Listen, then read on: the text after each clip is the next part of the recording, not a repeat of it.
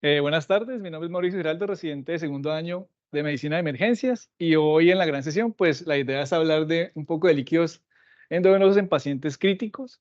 La idea es determinar si realmente requerimos un balance negativo, neutro o positivo en estos pacientes. Para hablar un poco de líquido endovenoso, pues tenemos que hablar de la historia. Realmente esta es una práctica médica que lleva más de 185 años. Inició principalmente con Thomas Latta, Robert Lewin, fueron los primeros pues en colocar líquidos endovenosos, principalmente cuando se usaba solución hipotónica con bicarbonato de sodio, esto principalmente en reanimación, con líquidos endovenosos en pacientes en la epidemia del cólera en 1832 en Londres. Realmente lo que ellos decían era que inyectar una solución salina débil en las venas del paciente tenía el efecto más maravilloso y satisfactorio. Eso pues fue como la indicación de ellos en ese momento. Ya en Lancet, en 1989, se publica el origen de los líquidos intravenosos, de la terapia de líquidos intravenosos como tal, donde pues mencionaban algo que hablaba Latan, que era que en la asfixia por el cólera la sangre era ácida, había perdido gran parte de su agua y gran parte de la solución salina neutra. Con esto se basaron pues para administrar como tal líquidos endovenosos. Aproximadamente se inyectaban de 5, ellos hablaban de 5 a 10 libras, que realmente pasándolos a litros son más o menos de 2.25 a 4.5 litros. Y lo que hacían era repetirlo en intervalos más o menos largos o cortos, según el estado como tal, pues del pulso del paciente. Esa era aproximadamente la equivalencia de los líquidos que ellos pues hicieron en ese momento: 58 miligramos de sodio, 49 de cloro y 9 de bicarbonato. Realmente la adopción como tal de la solución salina, el lactato Ringer, el Harman, pues realmente se tomó teniendo en cuenta que ya como tal no causaba ni hemólisis ni tampoco causaba una toxicidad como tal aguda, por lo tanto, pues decidieron utilizarlo. Realmente, la otra parte de la historia es que los líquidos endovenosos como la albúmina, los cristaloides, pues realmente se usaban mucho, principalmente salió en las guerras, sobre todo las del siglo XX. La transfusión se volvió más, pues se hablaba de la transfusión como tal segura desde 1900 a 1907 como tal. Ya el uso de sangre almacenada se empezó, digamos que a utilizar de una manera mucho más grande. Ya fue en la Guerra Española Civil de 1936 al 39, el plasma líquido para expansión de volumen en la Segunda Guerra Mundial y el primer uso de la albúmina humana como tal para reanimación fue pues en un ataque que hubo a Pearl Harbor en 1941. Esta fue una de las soluciones que se aprobó, una de las primeras soluciones que se aprobó por la FDA en Estados Unidos, la 6% hidroxietilalmidón, el GES. Se hizo un estudio observacional no controlado de 223 pacientes, se administraba a los 60 minutos y se miraba a las 48 horas también si se requiere administración. Realmente el objetivo ya era mirar eficacia y seguridad. Eficacia como cambios en el volumen sanguíneo y signos vitales, y seguridad como ausencia de efectos tóxicos. Realmente se aprobó como tal ya digamos que las soluciones adicionales ya en el 2007, y posteriormente varios ensayos clínicos aleatorizados lo que hicieron fue confirmar que realmente producían nefrotoxicidad y aumentaban el riesgo como tal de muerte. Por lo tanto, pues no son muy utilizados. En la actualidad, realmente estuvo muy cuestionado el manejo de líquidos como tal. Aproximadamente son más o menos una rutina que lleva muy poco, pues no entró hasta hace unos 100 años más o menos. Realmente lo que se quiere es una intervención que, bueno, hablando de la actualidad, realmente es una intervención muy común en los servicios de urgencias, hospitalización, en los servicios de cuidado intensivo.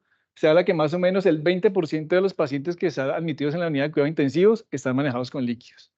El 90% de los pacientes que se hospitalizan reciben aproximadamente líquidos endovenosos, ya sea administrando medicamentos, ya sea por reanimación, simplemente porque los llevan con líquidos de mantenimiento.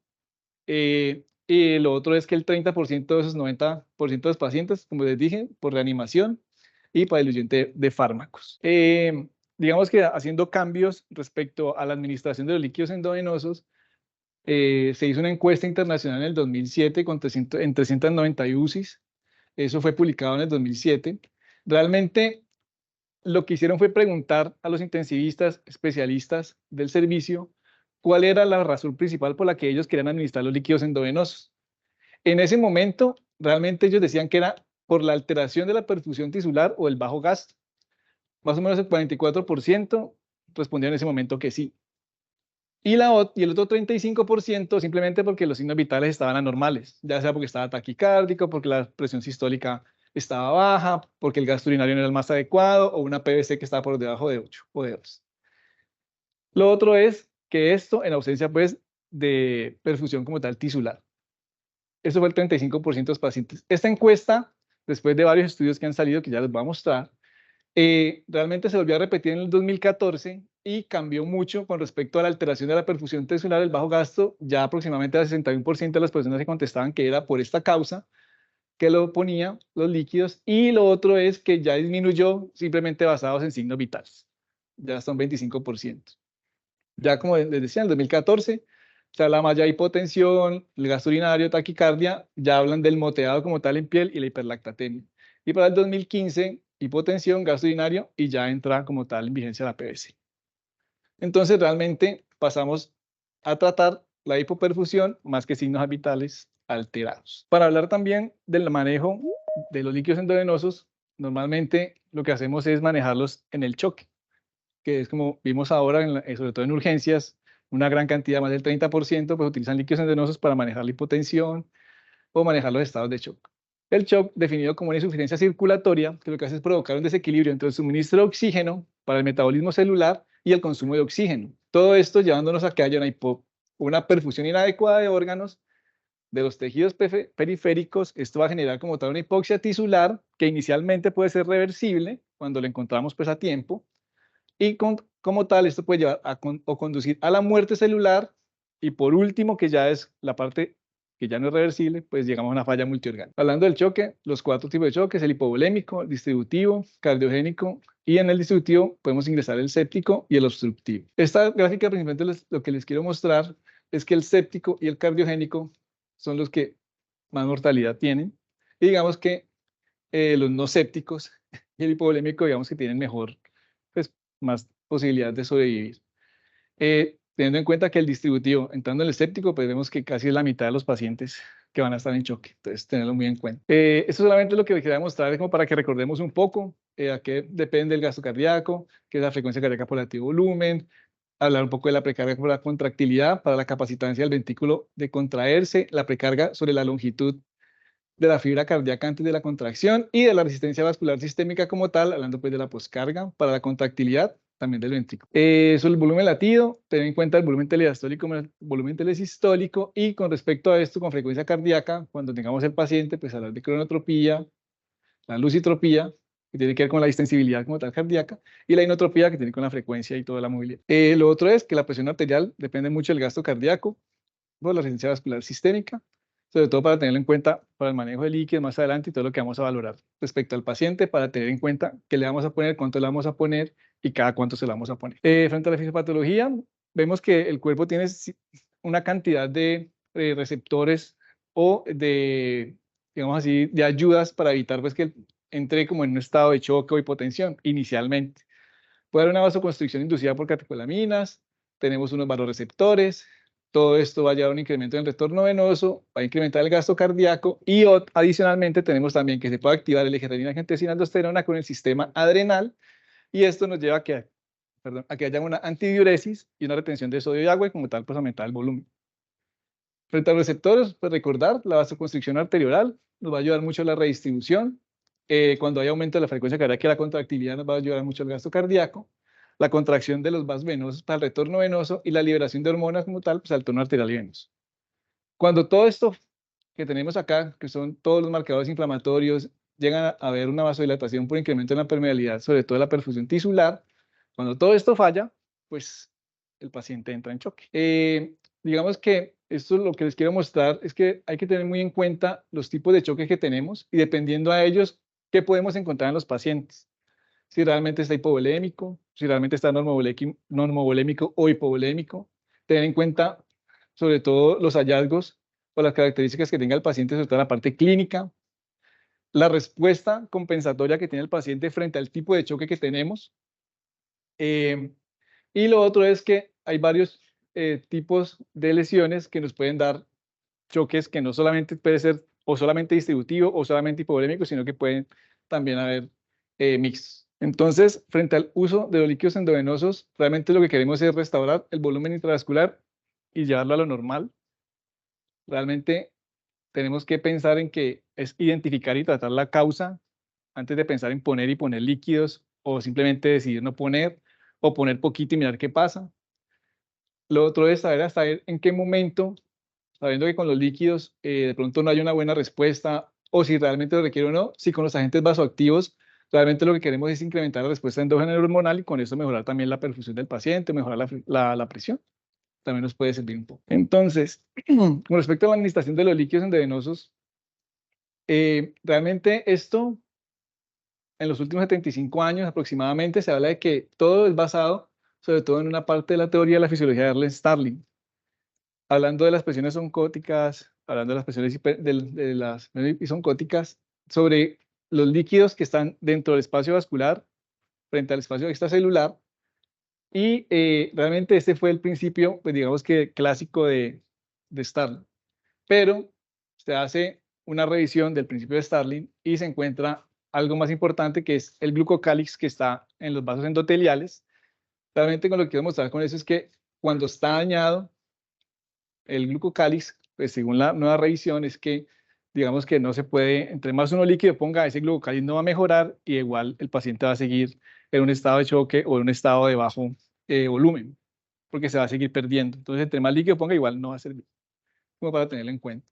Y realmente, ¿qué es lo que hace el glucocálix? Pues realmente es el determinante principal de la membrana como tal para la permeabilidad. Es una red de glicoproteínas fijadoras y proteoglicanos. Realmente se ubican en la cara luminal de las células endoteliales vasculares. Esto lo que hace es formar una barrera selectiva para ciertas macromoléculas del plasma, evitando pues, que se pierdan como tal líquidos. Y lo otro es que en el espacio por debajo del glucocálix lo que hace es producir una presión oncótica, que es el principal determinante para que haya como tal un flujo transcapilar. Entonces, ya conociendo toda la fisiopatología, realmente, ¿para qué vamos a utilizar los líquidos endovenosos? Tenemos que mirar si le ponemos mucho, poquito o realmente no le ponemos líquidos al paciente. Esto es basado en las 4 fases, sobre todo para el manejo del choque, cualquier tipo de choque, principalmente el de sepsis, donde tenemos digamos que el salvamento, la optimización, la estabilización y cuándo desescalar como tal los líquidos. Teniendo en cuenta que aquí mencionan que se puede considerar utilizar líquidos, se hablan hasta de 500 cc, utilizar albúmina, sobre todo en los pacientes con sepsis, o glóbulos rojos, si es el momento, en caso de que estén sangrando, o si es ácido tranexámico para evitar sangrado y aumentar también, evitar pues siga sangrando y colocar glóbulos rojos. Realmente es mirar realmente qué necesita el paciente en ese momento y dependiendo de eso, colocar líquidos o sangre, dependiendo del choque que tenga. Ya cuando pasamos a la fase de optimización, lo que miramos es si realmente el paciente sigue necesitando esa cantidad de líquidos, o sea, la misma cantidad de líquidos, o le bajo los líquidos, eso sobre todo en la optimización, determinado obviamente por la respuesta que va teniendo el paciente, la presión arterial, la frecuencia cardíaca, si realmente está orinando la cantidad que necesitamos, la medida del lactato, que de manera indirecta también nos puede servir un poco. Esto no es la parte. En la parte de la estabilización, ya toca adoptar como tal una medida restrictiva. Entonces, realmente el paciente requiere continuar con líquidos de mantenimiento o lo podemos dar con un tapón y ya simplemente con la alimentación o con los líquidos que le estamos administrando o con los medicamentos es suficiente. Y con respecto a la escalación, a la descalamiento como tal de los líquidos, pues si el paciente está comiendo y si ya tenemos como tal un balance negativo, pues realmente no necesitamos ponerle más líquidos. O lo otro es si realmente está muy sobrecargado después de todo el manejo que le hemos dado, determinar si realmente requiere o no uso de diuréticos. Entonces, para hablar de cada una, el salvamento es la fase inicial, es cuando se hace una reanimación rápida como tal, determinamos qué cantidad de líquidos le vamos a poner, cuánto le vamos a poner y qué tipo de líquidos. Todo esto teniendo en cuenta pues, que cuando hay una alteración de la perfusión tisular, que puede ser secundaria a una sepsis, a una hemorragia, a una deshidratación severa, pues esa es otra forma pues, de mirar qué pasa con la perfusión. En el Surviving Sepsis, en la campaña, pues en las iniciales principalmente se habla siempre de usar 30 cc de kilo en las primeras 3 horas. Primero eran 6 horas, luego descendieron a 3 horas. Y ahora, pues realmente, frente a que estamos pensando que será mucho tiempo, pues esto pasarlo en 6 horas, o será que se requiere pasar en la primera hora, como la nueva actualización de ASPIS. Entonces, lo ideal, la primera hora, pero ya vamos a hablar si realmente requiere 30 cc por kilo o si requiere otro tipo de líquidos. Ellos también, digamos que hablan de que uno puede considerar en un periodo corto de 1 hora, porque a veces, por ejemplo, 30 cc kilos para una persona de 120 kilos, pues va a ser bastante. ¿Por qué no empezar con 500 cc a 1 litro en un periodo corto de 1 hora y mirar qué tal responde? Esa puede ser una de las opciones que nos dan en el salvamento. Lo otro es, lo que le explicaba ahora, la cantidad de líquidos, realmente, si personalizarlo rápidamente, sobre todo según las necesidades, dependiendo del choque que tenga el paciente. Lo otro es la hipotensión severa, realmente, a pesar de la administración de líquidos, ¿será que ya requiere iniciarle un vasopresor en vez de ponerle más líquidos y no mejora? Esto es una terapia, pues, que se utiliza bastante, líquidos endovenosos más vasopresores. En el choque séptico con hipotensión sostenida, teniendo en cuenta que hay disminución del tono vascular, por favor, ten en cuenta que el choque séptico no se corrige solamente con líquidos endovenosos, porque uno tiene que empezar a pensar desde el primer momento que el paciente no responde a líquidos endovenosos, porque no ponerle algo, un vasopresor.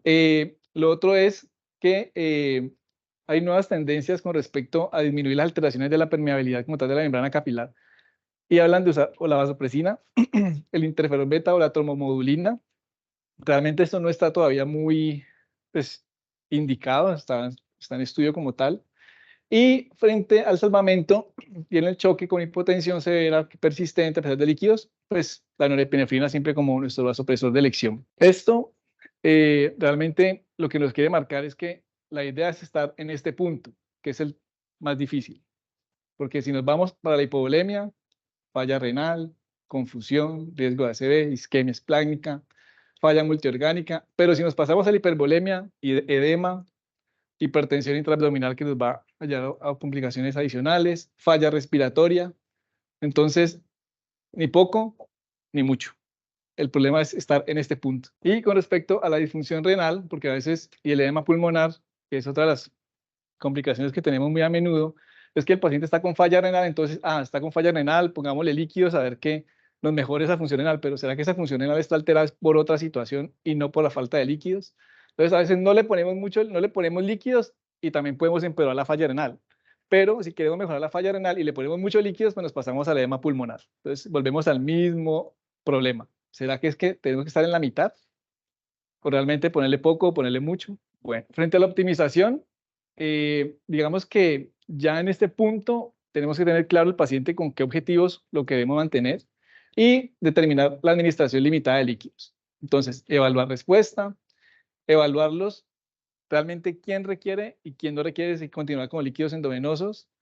La frecuencia cardíaca y la tensión arterial nos puede servir en este momento, por ejemplo, si persiste taquicárdico, si persiste con una tensión arterial sistólica por debajo de 90. También nos puede guiar, pues, realmente si le continuamos los líquidos o no. Frente al ecocardiograma, desafortunadamente nosotros podemos realizar el ecocardiograma al lado de la cama, digámoslo así, y podemos mirar desde el llenado, como tal, las funciones de las cavidades cardíacas, podemos ver también la vena cava, que es un medidor indirecto de la PVC. Entonces podemos utilizar varias formas y varias cosas, sobre todo en el ecocardiograma, para guiarnos y también ayudarnos a mirar la cantidad de líquidos que le vamos a poner. Lo ideal es repetirse periódicamente. Realmente en el artículo que mencionaba es que si es posible hacerlo cada hora. Con esto evitamos que el paciente, pues, o esté en hipervolemia o realmente nos estemos quedando cortos en líquido. Y lo otro es, ahí nos hablaba mucho del nivel de lactato, que si realmente era requerido tomárselo cada hora. Pero pues realmente uno, digo que un lactato, la depuración de lactato uno puede tomarlo a las 6 horitas, dependiendo de la reanimación, dependiendo de cómo esté el paciente. Eh, ya hay estudios sobre el aclaramiento del lactato, o realmente si medir el lactato, si ha depurado o no, pues eso también es otra de las mediciones que podemos hacer en la optimización. Y tener en cuenta que el lactato no solamente se produce en la sepsis o por la hipoxia, sino, perdón, sí, sino que por otras causas, enfermedades crónicas o alteraciones del metabolismo, también puede generar aumento de lactato, pacientes cirróticos, entonces tampoco guiarnos mucho por el lactato. Pero solamente es para mostrarles que, pues, con el ecocardiograma podemos mirar, por ejemplo, en este es un ventrículo izquierdo que están las paredes totalmente pegadas. Aquí, efusión, pues, a nivel de taponamiento, pues, cardíaco, aquí, o mucho líquido, perdón, taponamiento no, o hay mucho líquido. Esto es un derrame, pues, ahí pericárdico. Si hay dilatación de las cavidades como tal izquierdas o una movilidad de las paredes muy limitada, la contractilidad muy limitada, pensando en un choque cardiogénico, o si realmente las cavidades derechas están totalmente agrandadas y están presionando como tal el ventrículo izquierdo, pensando también en un embolismo pulmonar masivo pues, con choque de este paciente. Entonces, tenemos varias formas de mirarlo. Lo otro es en la optimización volvemos a lo mismo. Realmente, la evaluación de la respuesta a líquidos tenemos que mirar, ¿se beneficia de ponerle más líquidos o no? En el Swabbing Sepsis del 2016 hablamos de la provocación con líquidos, que eso igual se sigue manejando, que es como el primer método para guiar la administración de líquidos, si ponemos bolitos pequeños, si vemos cómo va respondiendo. La presión venosa central también, la medición nos sirve bastante, pues afortunadamente aquí también tenemos la posibilidad de poner los catéteres para vía central y poder medirla. Lo otro es que en la hipovolemia, los líquidos endovenosos, cuando el paciente es respondedor, aumentan el gasto cardíaco y aumentan un poquito la PVC. Pero si el paciente está si está normovolémico o hipervolémico, lo que hace es que el gasto cardíaco no cambia, pero la PVC sí se aumenta, porque esto nos da a entender que realmente el paciente no requiere líquidos, o que nos pasamos, que ya hasta ahí es suficiente y tenemos que buscar otras maniobras para mejorar la perfusión del paciente. Lo otro es que la presión de pulso y el volumen sistólico también durante el ciclo respiratorio cambia, sobre todo el paciente si está intubado o no.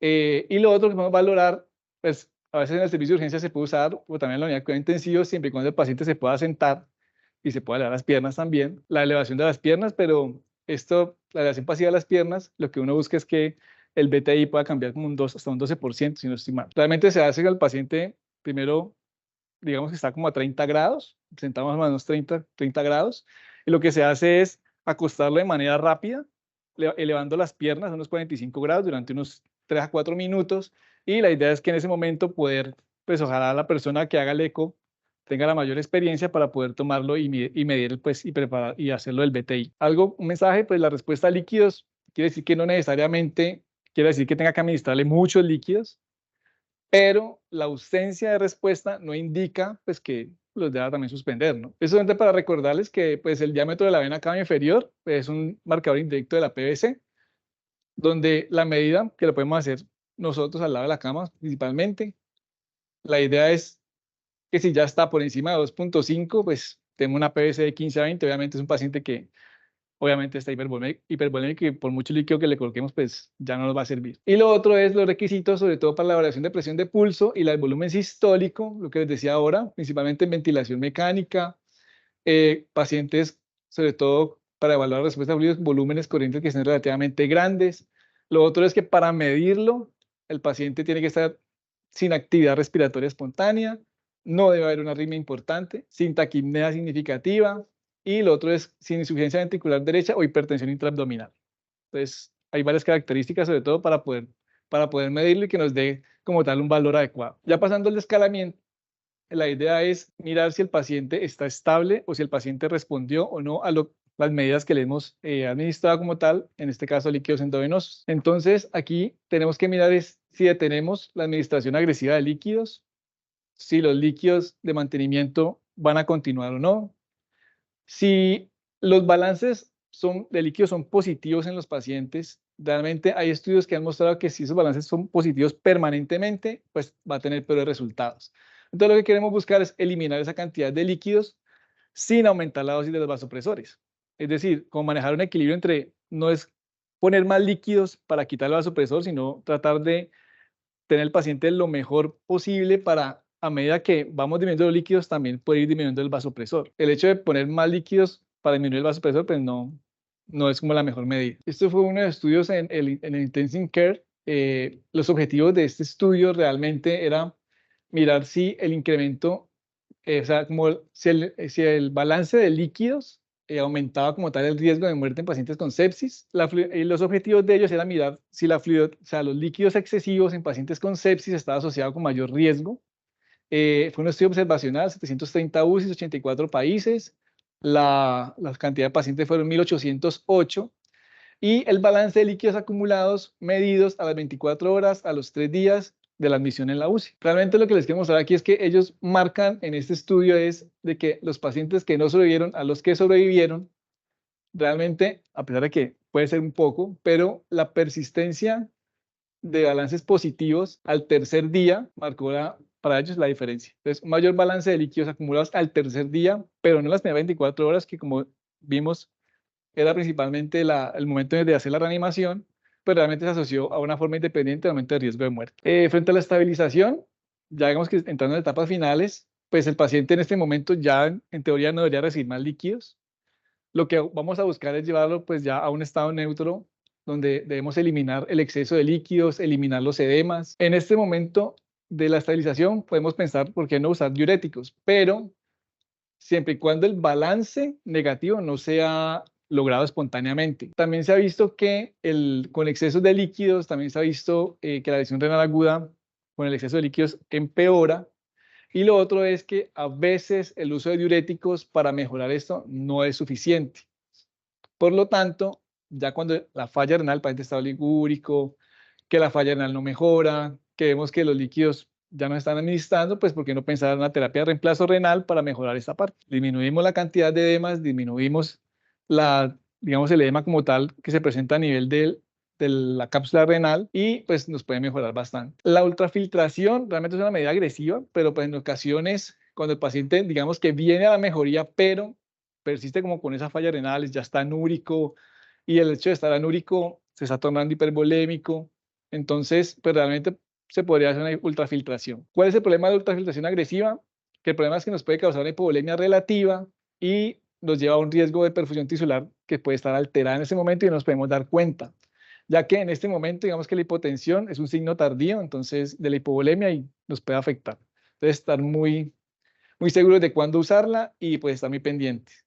Y lo otro es que cuando se hace la ultrafiltración, pues tenemos un muy poco control del gasto cardíaco o de la saturación venosa central de oxígeno. Esto es para mostrarles los cantidad pues, de soluciones que tenemos para manejar los pacientes. El Plasmalite es muy bueno, pero pues es costoso. Aquí el GES, que se utilizaba bastante, el cesidiroxietil, pero el problema es que era nefrotóxico.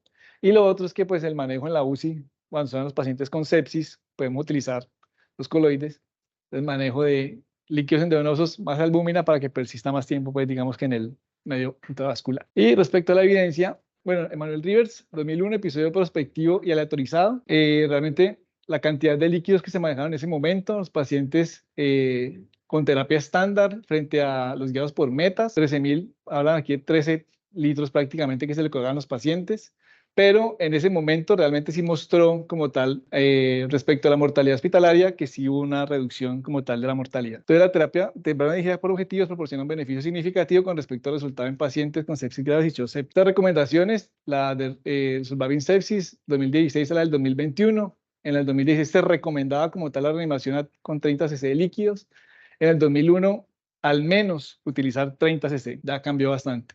Y esto fue adoptado pues posteriormente desde el PROCESS, el ARISE y el PROMISE. El CLASSIC es un estudio restrictivo de resistente restrictiva de volumen, sobre todo en pacientes con shock séptico, 151 pacientes adultos con shock séptico, 9 UCIs escandinavas, grupos de restricción de líquidos, los bolos de líquidos solo se permitieron si presentaban signos de hipoperfusión grave y el otro era el grupo de atención estándar que se permitieron pues bolos de líquidos siempre que la circulación siguiera mejorando. Pues la cantidad de líquidos fue muy parecida realmente en ambos estudios, entonces aquí lo que marca es principalmente que a favor de la restricción de líquidos es que hubo más falla renal, entonces vemos también que poner poquitos líquidos tampoco es que nos sirva mucho. Y con respecto al protocolo, pues dice que en conclusión que restringe el líquido de reanimación, redujo el éxito de los volúmenes de líquido de reanimación en comparación con el estándar, pero digamos que el beneficio como tal no mostró pues un poder estadístico significativo y que requeriría hacer más estudios. Este fue otro estudio, una ensayo clínico internacional, paralelo abierto, autorizado a 1.554 pacientes, entre los cuales había el grupo restrictivo y el estándar, pacientes con shock séptico en la UCI reciben al menos 1 litro de líquidos endovenosos y el resultado primario es la mortalidad 90 días. Aquí la mortalidad como tal, pues realmente vemos que no hubo una diferencia muy significativa y lo que os quería mostrar acá era también que había también falla renal en los pacientes con restricción y cuando se pasan mucho en líquidos también hay falla renal. Entre los pacientes con adultos con shock séptico en la UCI, la restricción de líquido intravenoso no resultó menos muerte a los 90 días realmente, el esquema intestinal. Este es un estudio sobre también líquidos restrictivos frente a líquidos estándar. Ensayo de superioridad no ciego realizado en 60 centros de Estados Unidos, 1.563 pacientes, 2 grupos, restricción de líquidos y administración liberal de líquidos. Aquí lo que quería mostrarles es que en este brazo hablaban de que, bueno, al ingreso en ambos brazos, al menos que hubieran recibido de 1 a 3 litros y ya como tal para hacer la autorización, aquí hablan de que al menos haya recibido 2 litros en el total de líquidos y acá que más o menos haya recibido también 2.000 mililitros, pero con la diferencia de que 180 cc después de la randomización, al menos en 180 minutos, ¿verdad? La administración de líquidos, aquí también fueron 500, acá también fueron 500. Entonces, realmente el uso de líquidos como tal, como esto acá, es muy similar a pesar de ser como, digamos así, estándar y liberal, pero realmente la gente no se trata siempre de mantener como ese nivel de 30 cc. Aquí lo mismo. Respecto a la mortalidad, pues vemos que es muy similar. Y con respecto a la ingestión de líquidos, pues tenemos aquí un brazo que prácticamente aquí en esta zona que se parecen mucho, 2.279, 2.500. Estos pacientes con hipotensión iniciada por sepsis, la estrategia restrictiva de líquidos que se usó en este ensayo no resultó en una mortalidad significativamente menor antes de los 90 días. Y respecto a la pancreatitis, pues, la metí allí porque también es una entidad donde administraron bastante líquidos. Fue un ensayo multicéntrico abierto, 2 grupos paralelos autorizados, 249 pacientes. El resultado primario fue el desarrollo de pancreatitis aguda, moderada, grave o grave, secundario, una insuficiencia orgánica o complicaciones locales. Lo detuvieron porque realmente los resultados de seguridad vieron que la diferencia significativa de la incidencia de la pancreatitis era pues, importante. Lo mismo, 1.5 cc de kilos por hora, 20 cc por kilo, los pacientes con resucitación agresiva y resucitación moderada de líquido. Fluidoterapia, realmente síntomas de disnea, mayor síntomas pulmonares y edema pulmonar pues en la radiografía, principalmente en la resucitación agresiva con líquidos. Entonces, más complicaciones que los pacientes, digamos que moderadamente restrictos. De los pacientes con pancreatitis aguda, la reanimación agresiva temprana con líquido no condujo a un menor riesgo de pancreatitis aguda, moderada, grave, con la reanimación moderada de líquido. Digamos que no se asoció con una mayor sobrecarga de líquido. Eso ya es lo último que les voy a decir. Los fluidos de reanimación deben salvar vidas, administrarlos en las dosis y momentos adecuados, 4 cc por kilo en 10 minutos y repetir depende de la valoración del paciente. Ya les voy a decir de dónde sale esto. Volver a evaluar la respuesta de líquidos antes y después de la administración de cada bolo. Establezca muy bien, digamos, las metas que quiera alcanzar. Tenemos los diferentes tipos, si requiere glucosa, cristaloides o coloides. Ahí tenemos cuánto permanece cada uno dependiendo del que vayamos a usar, nivel intravascular. Este fue el estudio de los que decía por qué 4 cc por kilo. El efecto hemodinámico según la cantidad de dosis que coloquemos en 1, 2, 3 o 4 cc por kilo en infusión. Esa fue la intervención. En un ensayo controlado fue casi aleatorio.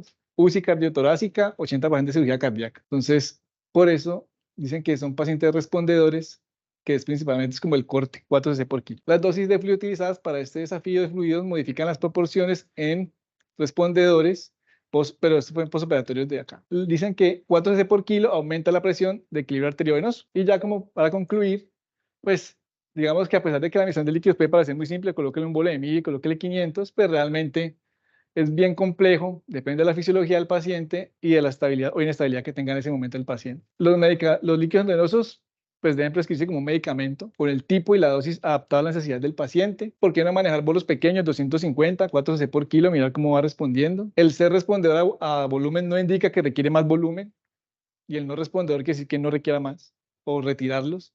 Y individualizar cada caso, no es una receta de cocina, 30 cc por kilo. Gracias.